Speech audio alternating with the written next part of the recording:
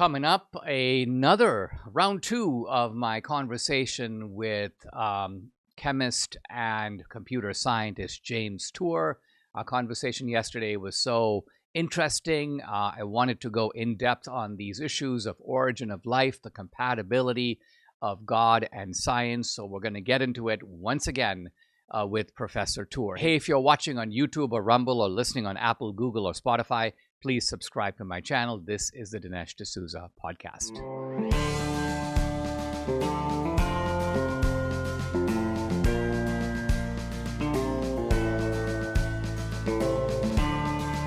America needs this voice. The times are crazy. In a time of confusion, division, and lies, we need a brave voice of reason, understanding, and truth. This is the Dinesh D'Souza podcast. My conversation yesterday was so fascinating with Professor Tour that I want to continue it and now focus on something that you, Professor Tour, have thought about and talked about, and that is the debate over the origin of life. Now, I'll just say that, you know, just from my college years and limited exposure to this debate, I have read that in the 1950s, there was a series of experiments done by, I think, Miller and another guy named Urey. Yeah. And they were mixing a bunch of chemicals together, and they came up with some chemical cocktails and said, oh, gee, well, life must have begun somewhere on the earth in a warm pond, that somehow these chemicals must have come together to produce at least life itself or the beginnings of life. And then separately, I read, I think this may have been from Francis Crick, the biologist. He said, no, that's all nonsense. Life must have been seeded on Earth from another planet. And again, applying the logic that you did yesterday, you've got two radically different observations about the origin of life.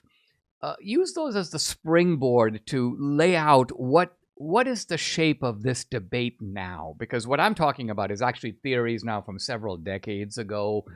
Where does the topic lie now? Well, let me give you the bottom line, and then we'll work our way back. The bottom line is scientists are clueless on the origin of life. Now, they will argue with me when I say that, but they are really clueless. You start asking them, and everything falls apart.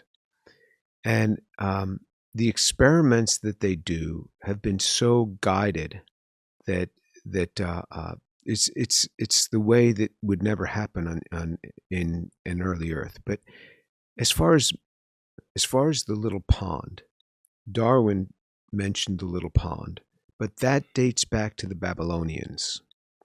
And out of that same pond that people came out of, their gods came out of. So, this is the origin of the little stinky pond. You're saying it's not, in a way, not even a scientific concept. It has its roots in Babylonian mythology, I guess. Correct. Yeah, okay. That's the root of it. Wow. So when people have said that this is some good model, this is the root of it. But Miller-Urey was not a bad experiment, actually. It was really quite amazing, where you put this electrical discharge simulating lightning, and you have to somehow pull these intermediates out of the medium quickly, or they're going to decompose. And so you set it up where things could distill around, and very sophisticated experiment. And he ended up with, there's 20 amino acids, canonical amino acids that we're made out of. There are a few others that our bodies incorporate, but 20 is the canonical ones. He ended up with something he characterized 5 or 6, but people have gone back and seen that there's really a dozen or 15 of the canonical amino acids of the 20 are in there. It's a great experiment. This was in the 1950s when people really didn't know how to do this kind of stuff. But the other side of it is you make hundreds of other amino acids, which our bodies never use. And they're not just alpha amino acids, which is where is the nitrogen, where is the amine relative to the carboxylic acid. All of these canonical ones are alpha amino acids, but you get beta amino acids, you get gamma amino acids, and nobody ever talks about these. You could never use anything from Miller-Urey's experiment and start trying to incorporate that in a living system. It's way, way too impure. So nobody ever uses it. It's so impure because you get hundreds and hundreds of amino acids. None of them have anything to do with anything, and they would be totally unusable and mess everything up. They never talk about this. So mixtures is what these people make. I mean, their middle name should be mixture.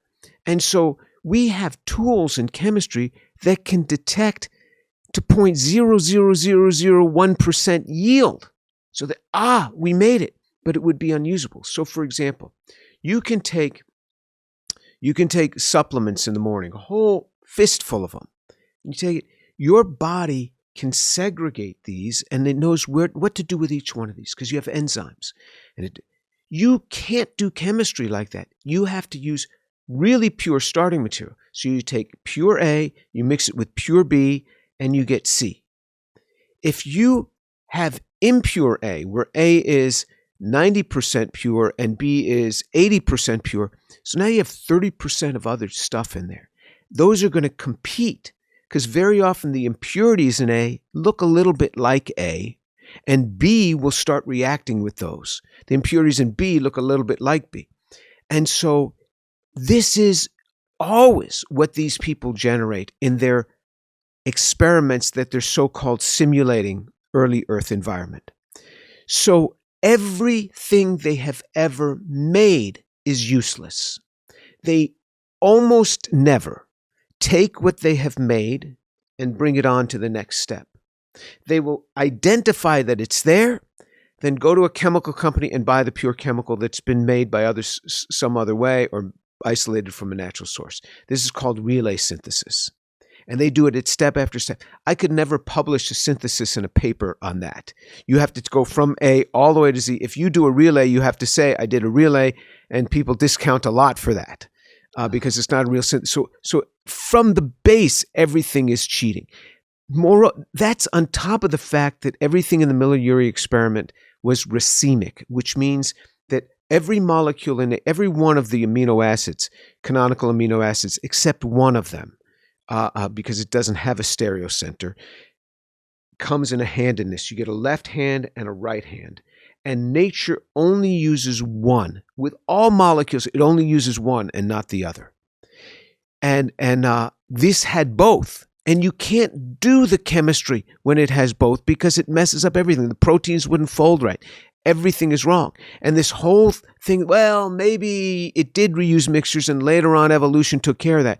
We know by more recent work, just in the last 25 years, because of something called chiral-induced spin selectivity, you had to have high degrees of homochirality from the beginning for these reaction chemistry to work. So I'm telling you, Dinesh, at every experiment that these people have done, you can put out 100 reasons why that could not have worked on the early Earth. All you learn from it is, oh, okay, that's how it could not have happened.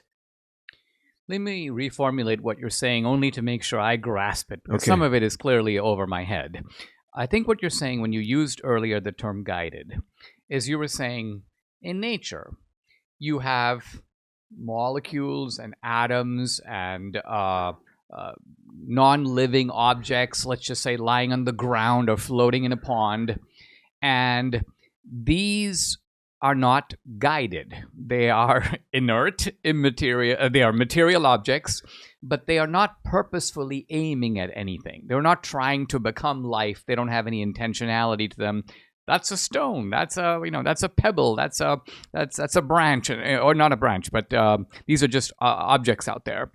What you're saying is that the scientists that are trying to create the conditions of early Earth and show that life evolved are deliberately acting in a way to produce a known result. And so they're like, well, we need a little bit of this, we need a little bit of this. Can we make an amino acid? Can we make an enzyme? Can we do this? Can we do that?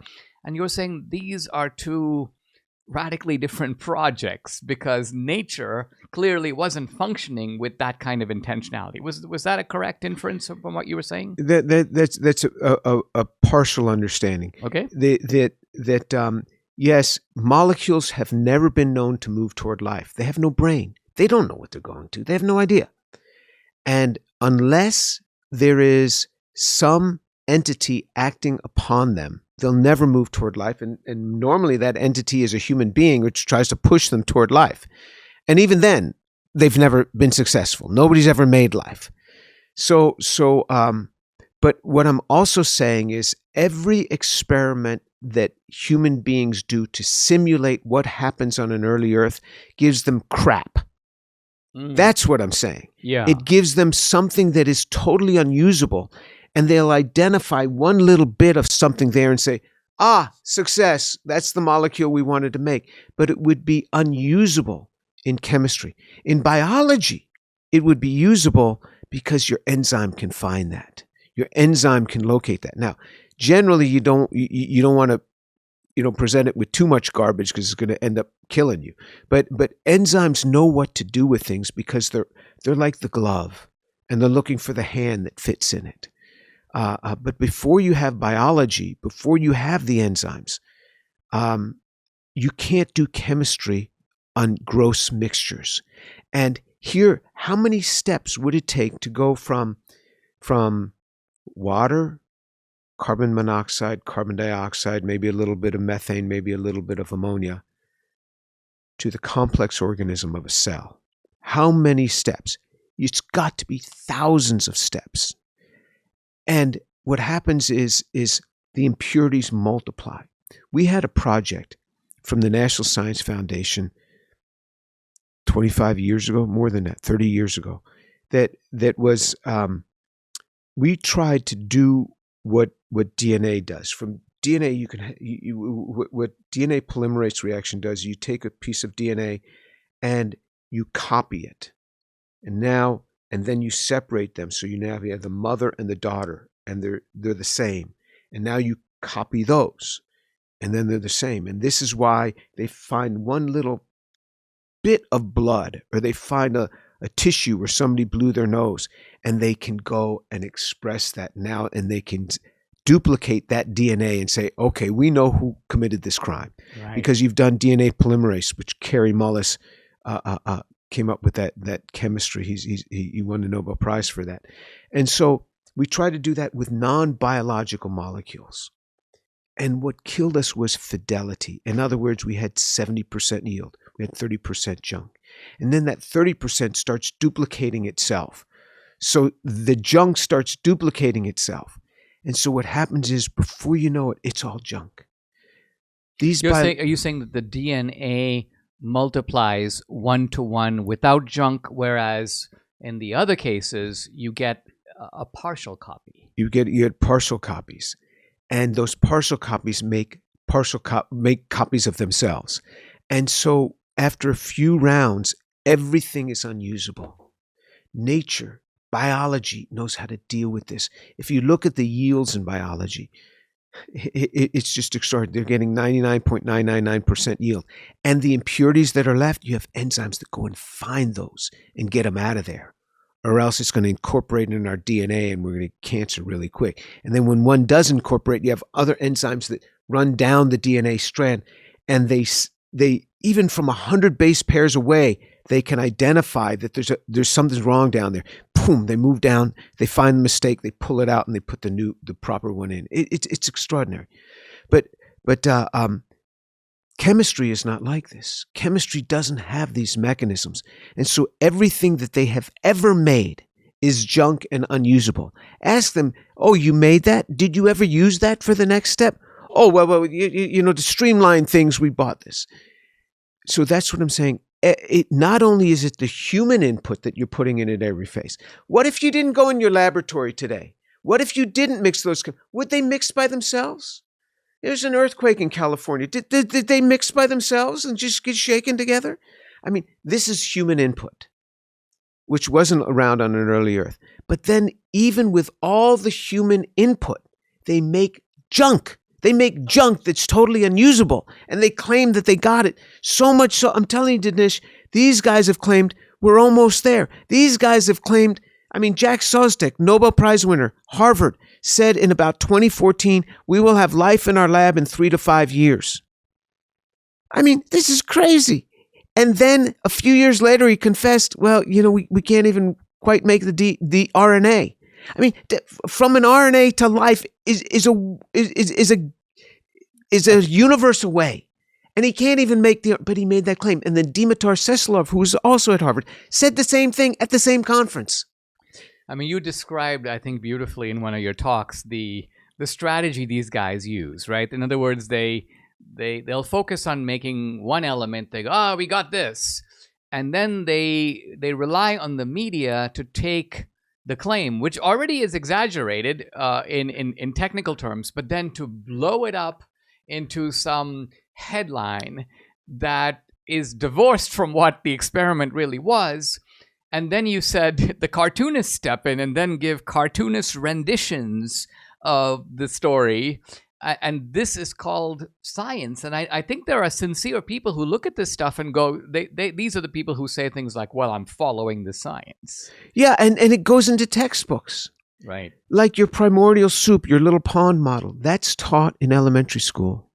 The same model is in advanced textbooks in the university. Not just introductory, advanced. The same primordial. Where did you get that? I mean, Lee Cronin said to me, this is a good model. I said, what makes it good? How?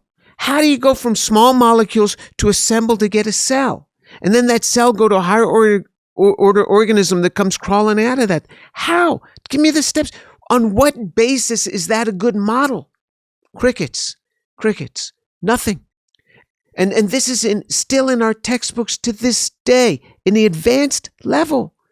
And it just propagates. And so these ideas get into the textbooks, and they're all nonsense. I mean, I think part of the reason people get suckered into these kinds of claims is because they do not have any sense of what a cell is. I'd like you to talk a little bit about, because the cell is the root of life. Am I correct? And yes. So the cell, I mean, whether we're talking about a plant, a porpoise, a chimpanzee, or Dinesh, we're made up of cells. Every life. Every life is made up of cells, and the same type of cell, correct? And when I say the same type of cell, I mean cells are the root of all living. Yes, there's a lipid bilayer on the outside. There's some DNA, and yeah. So what do we know? What can you tell us about the cell that gives us a sense of how it functions? Yeah, the cell is a factory. So 130, 140 years ago, it was just protoplasm. Even 100 years ago, it was just protoplasm, and simple little thing of just bunch of protoplasm.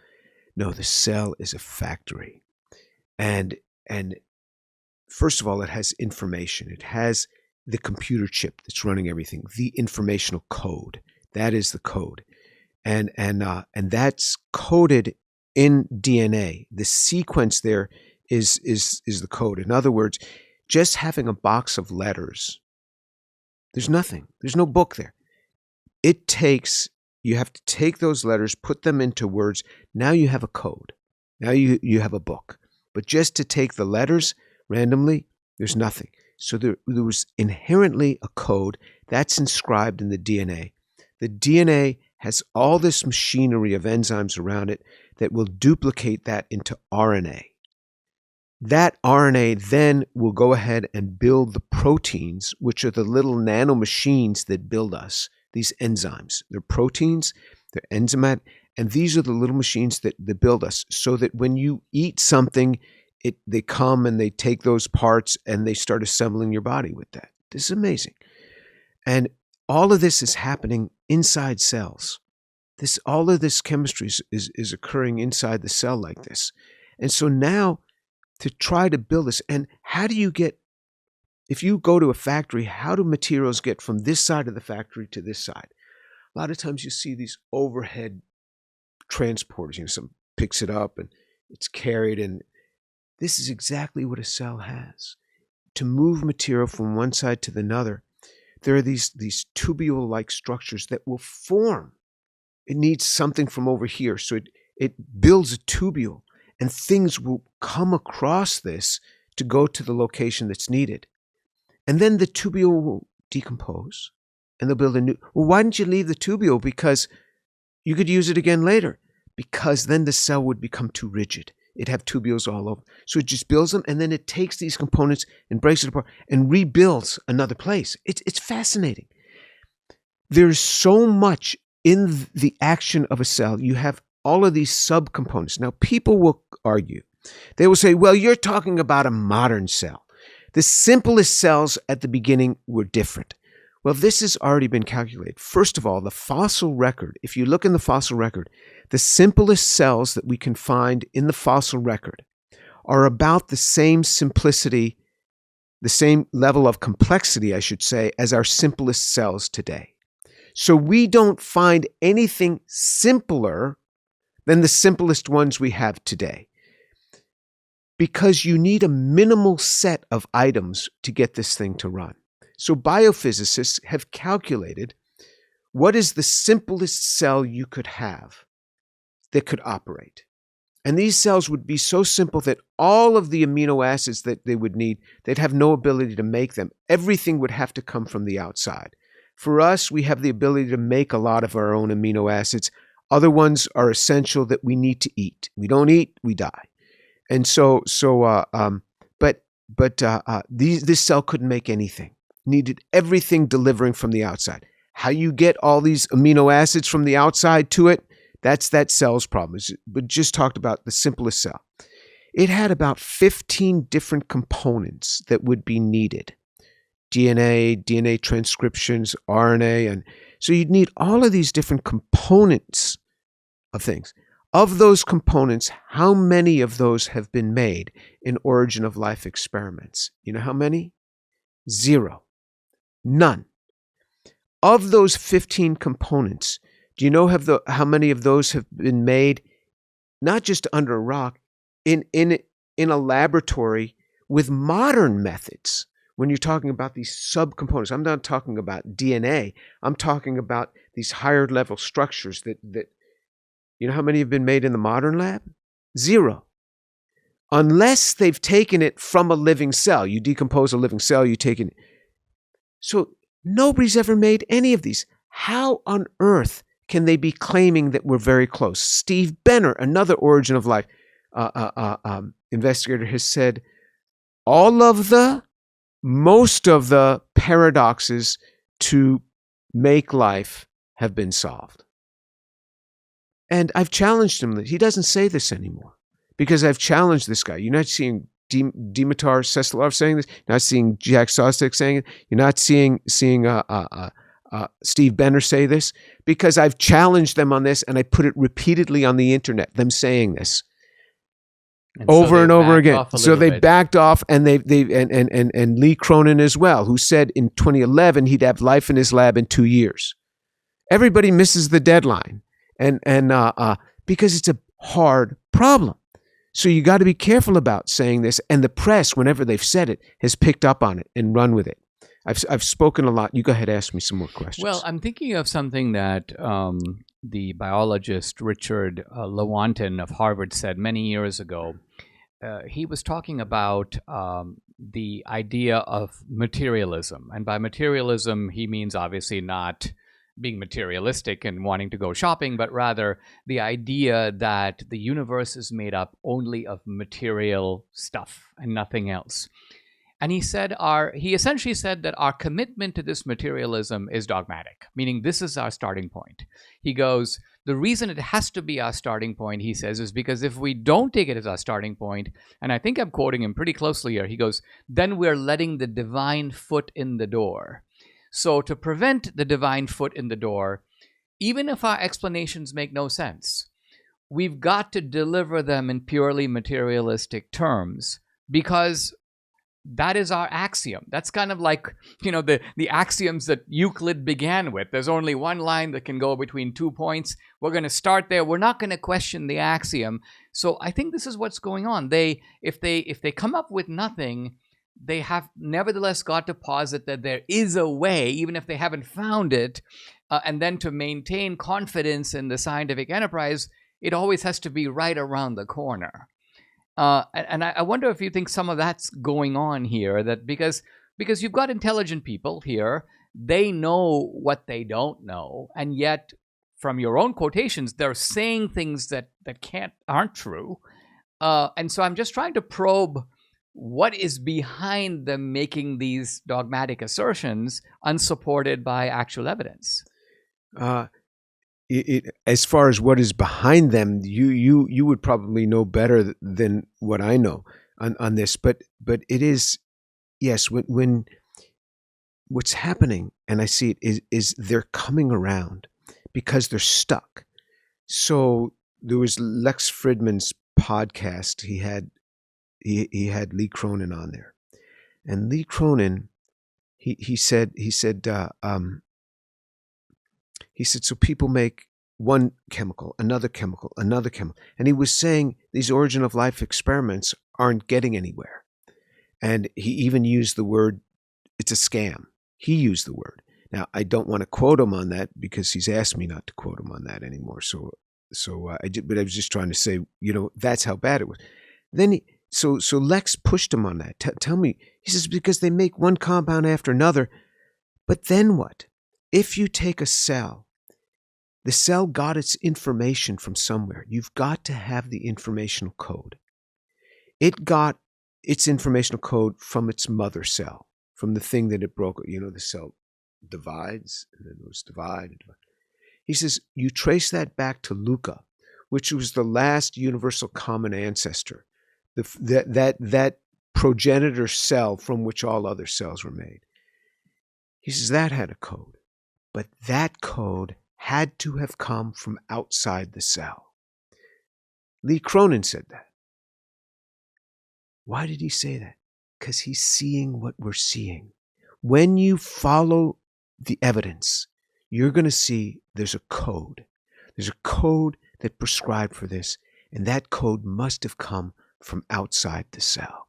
And so now he's got this new theory called the assembly theory, AT, assembly theory, and he talks about causal history.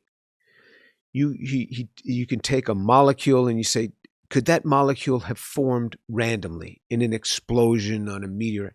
If you find one, maybe it formed random. But if you find 5 of them with that level of complexity, my assembly theory can tell you that couldn't be random. That had to have had a causal history. Now, he needs a big theory for this. I can look at a molecule and tell you, if you have 5 of those, this didn't happen by chance. I mean, something's going on here. But why does he use the word causal history? Because he'll never go near the word designer. He'll never go near. But causal history, I mean, what do you mean causal history? That means that there was something here that did that. And so what's happening is, Dinesh, it's a very interesting thing to watch these scientists. I've pushed them for years. And, at first they'd attack me for God of the gaps. And I never bring God into this discussion. And then they'd attack me personally. And but I keep pushing them. But they will never contest with me academically. Never. None of these guys will. Because they know I'm right. I've even said to Steve Bennett, I'm right. I'm right. You see exactly what I see. But they've invested 40 years of their careers saying this stuff. So it's hard to backtrack because scientists have to allay our fears just like everybody else. But what's happening here is they're coming back to the same point that we're saying. The same point that this Harvard professor was saying was dismissive of. You can't just dismiss it because you're going to end up coming back to it. There is a silent health threat that affects 1 in 3 Americans. It's an overworked liver. It affects your weight, energy level, clear thinking, and sleep. Our livers are getting bombed every day with GMOs, sugars, toxins, fluoride, and many other things. If you feel sluggish, drained, can't seem to get rid of those extra pounds, I would recommend trying Liver Health Formula and seeing its benefits for yourself. It's a premium supplement with 11 clinically proven botanicals to support and detoxify your liver, helping you feel revitalized. Here's what Stephanie had to say. I found out I had liver issues. I researched, started taking Liver Health Formula 6 months later. My doctor was amazed. I lost 20 pounds. My liver is healthier, and I cut sugar and carbs. Of course, results may vary. You can try Liver Health Formula and receive a free 1-month supply of omega-3s. Go to getliverhelp.com/Dinesh. Claim your free bonus gift. Again, go to getliverhelp.com/Dinesh. Look, I guess we got to be realistic about our diets in December. It's going to be the worst month of the year in terms of eating right. I'm inevitably going to find myself stuffing some treats and meats and dishes into my mouth, leaving very little room for the right stuff. Of course, this won't be entirely easy because Debbie will be on my case, but I have my ways, as they say. I'm not going to go crazy, but, I plan to lighten up a little bit. However, I will protect my health in this way, right here, Balance of Nature. Take it every single day. Balance of Nature is made from whole fruit and veggie ingredients, and I will not skip taking those daily supplements. It's the one thing I want to get right because feeling good is important to me, especially in December. So join me in pushing back against the dreaded December diet crash. Get Balance of Nature today. Use my discount code America. Sign up as a new customer. You get 50% off plus free shipping and a money-back guarantee. This is an awesome December discount, but you got to use my discount code America. Here's the number to call, 800-246-8751. Again, it's 800-246-8751. Use discount code America, or you can order online at balanceofnature.com. Get 50% off plus free shipping. MyPillow is excited to announce the MyPillow Christmas Extravaganza. It's finally here. Get this season's flannel sheets for as low as $59.98. They won't last long. Get them while you can. The famous My Slippers, these haven't been on sale for over a year. Regular price, $119.98, but for a limited time now, just $59.98. And the 6-piece towel sets back in stock, limited quantities, just $29.98. With hundreds of MyPillow products, there's something for everyone on your Christmas list, from bathrobes, duvets, quilts, down comforters, and so much more. Here's the number to call, 800-876-0227. Again, it's 800-876-0227. Or go to mypillow.com. Make sure to use promo code Dinesh. Save on all the MyPillow products. Flannel sheets, $59.98. The 6-piece towel set, just $29.98. But that's not all. They're extending their 60-day money-back guarantee until March 1st, 2025. Plus, all orders $75 or more ship absolutely free. Are you feeling overwhelmed by the increasing cost of health insurance? Have you had enough of not having control over your healthcare dollars? Introducing ShareRight. It's healthcare done the right way. At ShareRight, you're not just a number, you're part of a caring community. And forget about paying excessive premiums. With ShareRight, you stand to save 30 to 50% compared to health insurance. Think about what you could do with all those savings. But it's more than just savings. ShareRight ensures you have access to the care you deserve precisely when you need it, from routine checkups to unexpected emergencies. With ShareRight, your healthcare is their top priority. Empower yourself today by taking control of your healthcare costs. Visit shareright.org/Dinesh to learn more. See how much you can save. Visit shareright.org/Dinesh. That's shareright.org/Dinesh for healthcare done the right way. It seems to me that modern science is both in biology and chemistry on the one hand, but also in physics, arriving at the same kind of point. And here's what I mean. If you look at physics, the idea here is that the universe had a beginning. Now, true, there are people who will posit multiple universes and so on. That's going away, actually. Yeah, but that's right. Exactly. Universes with their own laws and so on.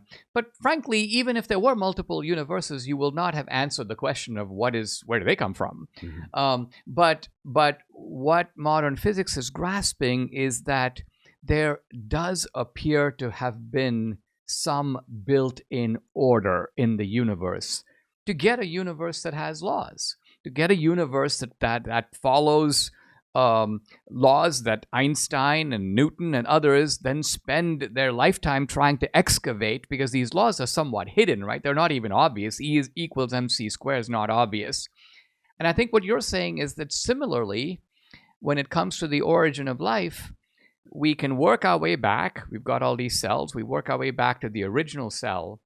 But then we are faced with, and you use the analogy of a factory, but I think even a factory doesn't quite do justice to it, because a factory one can think of in purely mechanical terms, right? You just have pulleys and things moving around. But you're saying in addition to the factory element of it, there is a kind of code, as you put it, or intelligence element to it. There's information that is also organized. Am I right? And so you're saying, and so you have the original cell, and it already has all that. That cell did not evolve.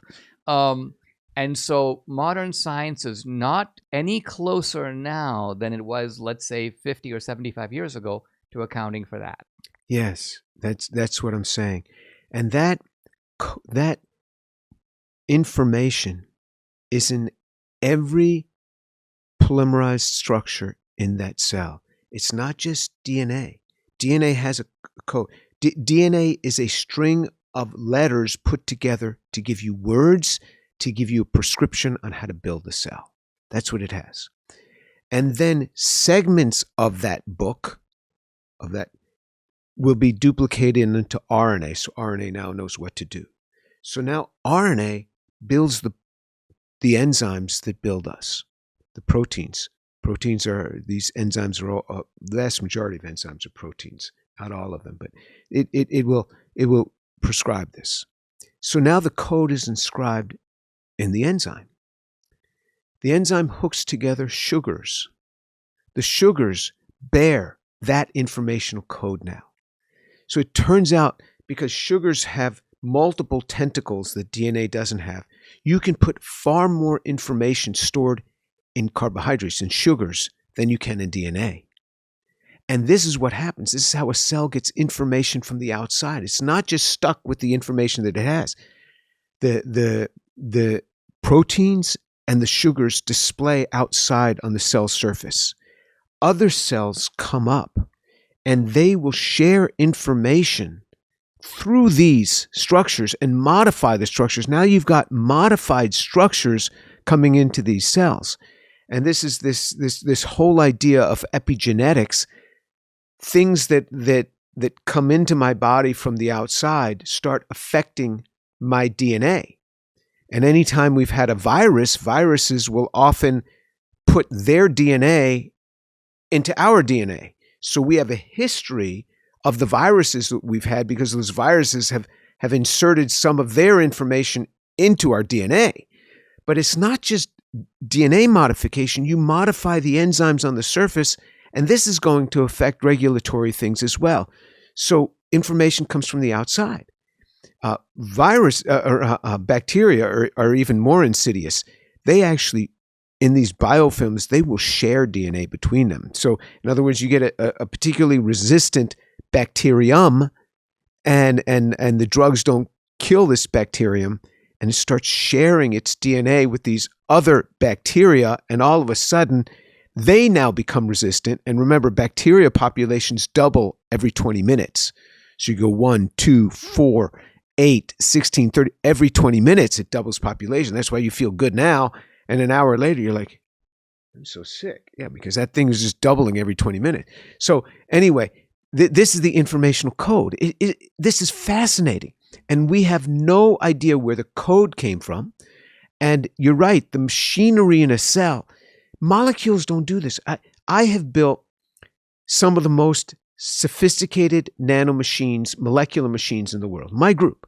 We've made nano cars, we've made nano trucks, we drive the nano cars. These are single molecule cars. They're I got to say, I had a major chuckle. You were talking in one of your speeches about the nano car race. Yes, we had a nano car race. Yeah, and how you came in first. Yes. What was your speed?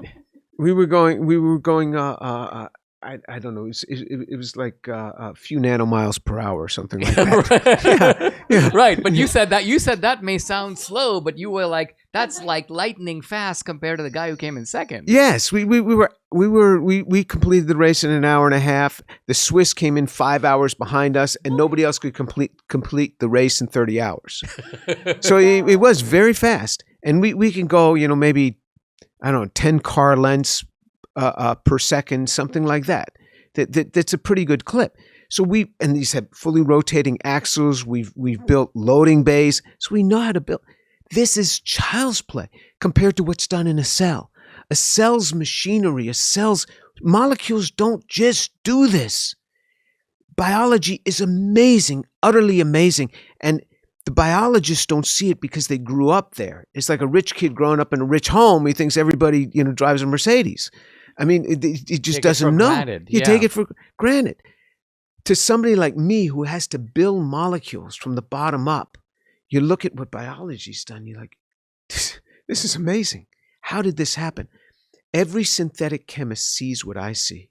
The biologists can't understand what I see. Why we are so clueless on the origin of life. But Dinesh, they're coming around. They're seeing that there's something here.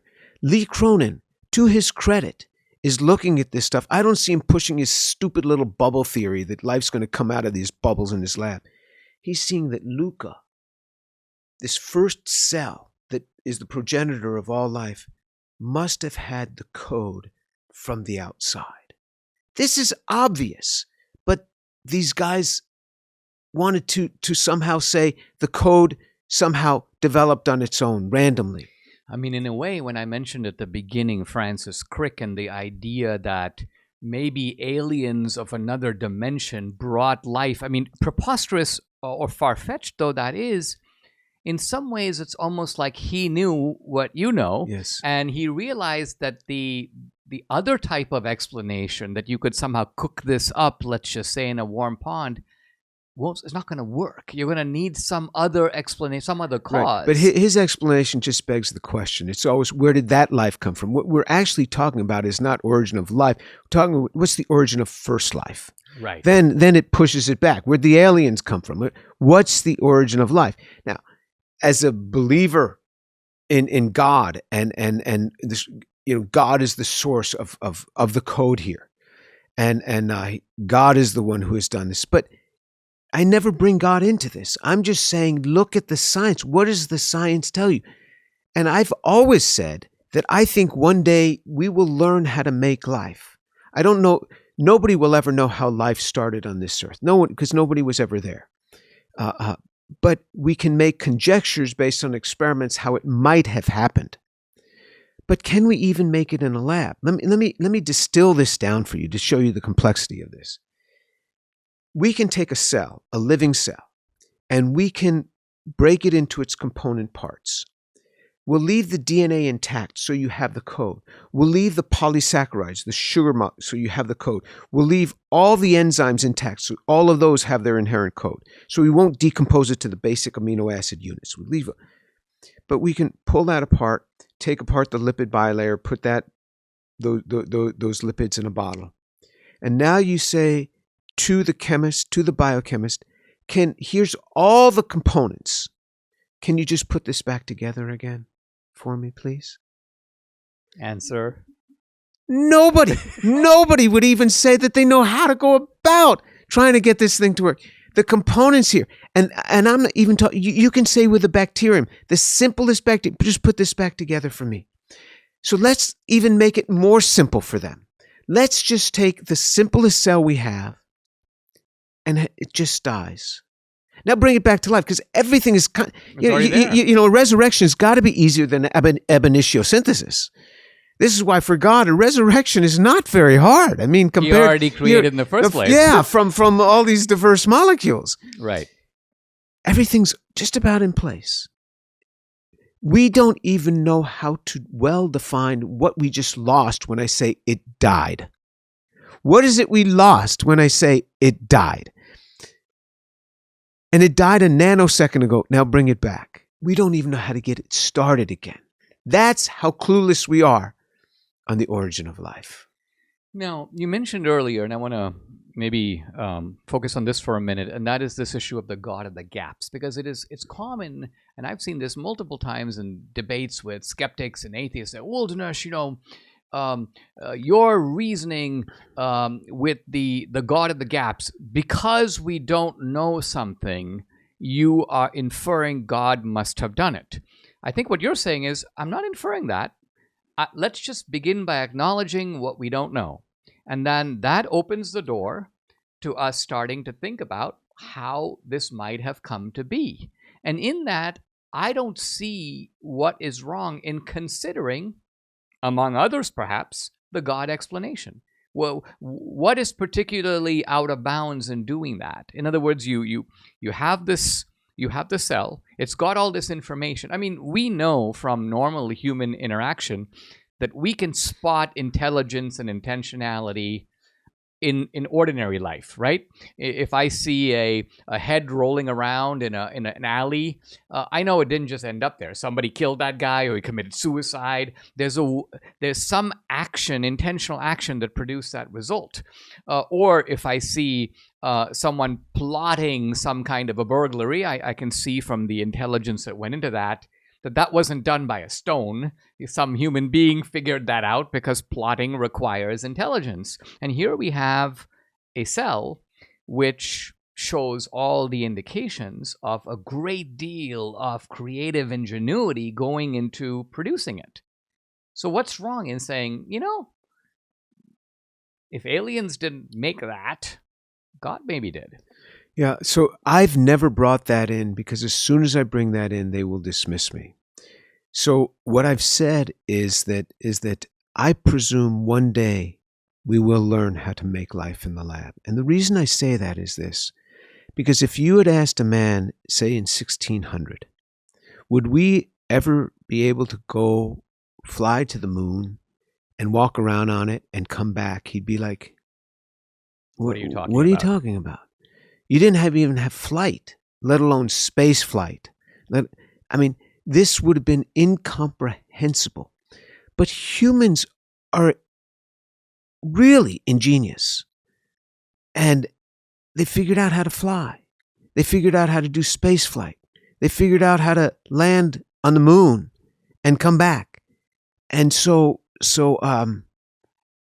we don't know what humans are going to come up with. These discussions that you and I are having, people are going to look back, if YouTube still keeps these up in perpetuity, in 500 years, and go, those people were pretty clueless. Look what we can do now. Everybody in kindergarten knows how to do this. And so I always say, I presume one day we will solve it. That right away separates me from God of the gaps. Because God of the gaps is saying, we can't do it, and it says, and therefore God must have done it. I'm not saying that at all. We don't know how to do it yet. So I always say, and I challenge Steve Benner on this, why do you say God of the gaps? He says, well, if you say it's not going to be solved for 500 years, that's essentially saying we can't do it, so it's God of the gaps. I said, no. You see the sleight of hand of these guys. Because if they can say God of the gaps, for me, they'll dismiss me. And the one derogatory word you're allowed to continue to call people in the university without being canceled is creationist. He's a creationist. We don't have to deal with him. Tour's a creationist. We don't have to deal with him. So I never bring creation into this argument. Let's deal with the science. Now, if you want to talk where I stand in the Bible, in 6 days God made the heavens and the earth and all that is in them. I don't quite know the length of the days, where we were in the expansion of the universe, but God created fundamentally everything. But I'm not bringing that into this. I presume one day we'll be able to make it, and I'm saying you're nowhere close. What's telling to me about all this is that, there is a general assumption that people who are religious are dogmatic because they accept claims from Revelation. They have a sacred scripture. I believe it because the Bible says it, and so on. And science, we hear, is a better way of learning because science is undogmatic. Science doesn't purport to know things it doesn't know. Science is always willing to revise and adjust its beliefs when new evidence comes in. And yet, from all you're saying, the scientists are just as dug in many ways as the believer. They're just as dogmatic. And in some ways, it's even worse because most believers will at least say, well, I have faith.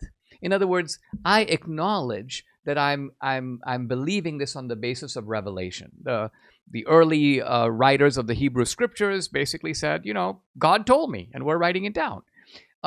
Whereas the scientists claim to know based upon this tried and true method of hypothesis, experiment, verification, testing, and you always get the idea that they're not going beyond the evidence.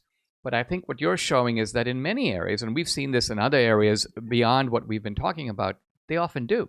Yeah, they go beyond the evidence all the time. I mean, I'll give you an example here. So if for example, dark matter. So it is presumed that 70-80% of all matter is dark matter. What does that mean? You can't detect it, you can't measure it, but it's there. You're telling me you can't measure it? No one's ever measured it, no one's ever detected it, yet all scientists hold on to this idea of 70 or 80% of all the matter that's around us. I can't see, I can't even detect, no way. They get it by difference. They look at what's happened in the universe. There's a lot of matter that's unaccounted for, so they're calling it dark matter. Dark energy. Dark energy, again, there's energy they can't detect, but by difference, they're saying this energy must exist. This is something that is totally untestable. Now, maybe one day we'll be able to detect it, but totally untestable. And they hold on to this dogmatically. And I'm not disagreeing with them. I'm just saying, yes, there's a whole lot of faith that you guys have. The other argument is, you tell me I have God of the gaps, you have time of the gaps. If given enough time, it will happen. Time is your enemy when it comes to chemistry. What you do when you have, for example, RNA, say you had a 600 mer of RNA, which is very short. How long does that last? If we say in a lab, in water, that could last 100, its half-life would be 100 days. So instead of having, we talk in moles, but people don't know what moles is. Instead of having 100 molecules, we have now 50 molecules after 100 days. So it cut in half. That's the half-life. When you talk about one molecule, if say some molecule form that could prescribe being good for something, even though the chances of that are statistically less, we don't have enough time in the universe to have that, but let's say you found it.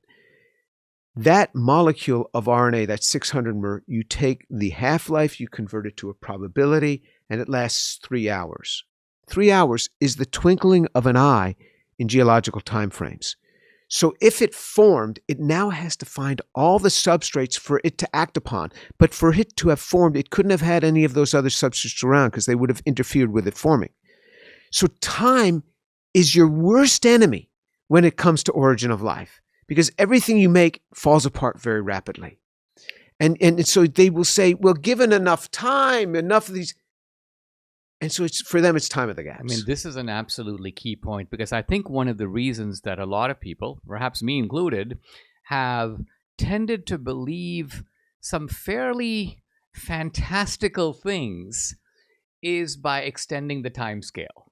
In other words, the idea that there could be even common descent, let's just say between you and me and a fruit fly, is laughable on the face of it, right? And so it's only by saying, well, this has occurred over eons and eons and eons. Of course, we didn't go from you to a fruit fly, Dinesh. We went from a fruit fly to a little different type of flying creature. And then slowly we got to the fishes. And then the fishes came on land and became reptiles and amphibians. And then we got to mammals. So all of it is very stretched out. I think what you're saying is that, at least let's focus on the origin of life here. Let's just say by some chance you got the right kind of element. Boom, it's there. But it's not going to be sticking around for all that long, and it needs all these other elements to create life. And if those other elements aren't already present, it's just not going to happen. Yeah, and if it happens to be in Houston, one of these molecules, and the other molecules you want are in Los Angeles, how did they get together? How did they get together? And if you say, well, They had to have been here in Houston too. Then you have to invoke things that the concentration would have had to have been so high on Earth that it was raining these things down, and nobody will buy that. So the concentration arguments kill you. All these things in vents that they say in vents in the ocean, these happened. Proteins racemize, they decompose at these temperatures. They want the temperatures to induce the reactions, but the temperatures decompose the reactions so that now they're hard pressed. And then there's the dilution factor. Boom, it goes into the ocean. How do these two molecules find each other? So you need to run your reactions at a sufficiently high concentration. You do it in an enclosed flask so they can eventually find each other and bump up. If you do it too dilute, your reactions never occur because they never found each other. You do it in an ocean, they never find each other. So every argument they have, I'm telling you, everything breaks down under scrutiny of chemistry. But what's interesting, getting back to your former point, they are beginning to see this. You look at biologists, they're being confronted with what they are saying, boy, this thing looks designed. Even some other people have said, it looks designed, but they're talking about design. The physicists, where you have the fine tuning, you have these constants and you have things that are so exact, they're like, how did it get so exact? There's the fine tuning, which certainly looks like, and then you have the chemists going back and saying, look at these molecules. So I think we keep pushing this thing, and you're going to go back and you're going to see that something's going on. Something is happening here. I mean, with the fine tuning, we're not talking about even normal improbability, right? I think I've seen someone say this is something like shooting an arrow across the entire distance of the universe and hitting a target at the bullseye level. So you're talking about fantastically improbable odds of this kind of thing somehow occurring by chance. And therefore, I think our conclusion here is this, and that is that there was an argument from design advanced in a fairly simple way in the early 19th century.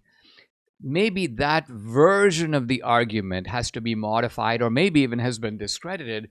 But I think what we're saying is that there is a new argument from design arising out of the most complex knowledge of modern physics, modern cosmology, chemistry, and biology. And this is an argument that it's very difficult for the skeptics and the atheists to refute, because it is standing foursquare in the middle of the most cutting-edge findings of modern science. Yes, I would agree. And that's why I think that when a man like Lee Cronin comes and says that information came from outside the cell, that's huge. Because information is the source of this. And when you look in the scriptures and it says, in the beginning was the Word, information. Logos. And the Word was with God, and the Word was God. I mean, this is amazing. He starts with information. In the beginning was the Word. This information, Word is information. It's a bunch of letters strung together that give you now information. God is information. The Word was with God, and the Word was God. And the Word became flesh and dwelt among us. And we saw His glory. Glory is of the only begotten from the Father, full of grace and truth. This is amazing. It starts with the information, and that's what they're saying. Somewhere that information came. And I think if I can close on this note, I think it teaches us as Christians not to be resistant to science or afraid of it. I think you get a little bit of both in some elements of Christianity. Somehow the belief that these scientists are up to some kind of atheist hocus pocus, but rather to approach science and to approach the scriptures with that sense of wonder, but also a kind of critical mind to see the ways in which these two books, if I can say, that God has written, the book of Scripture, but also the book of nature, that these books are telling us the same story in different ways. I think so. Subscribe to the Dinesh D'Souza podcast on Apple, Google, and Spotify, or watch on Rumble, YouTube, and SalemNow.com.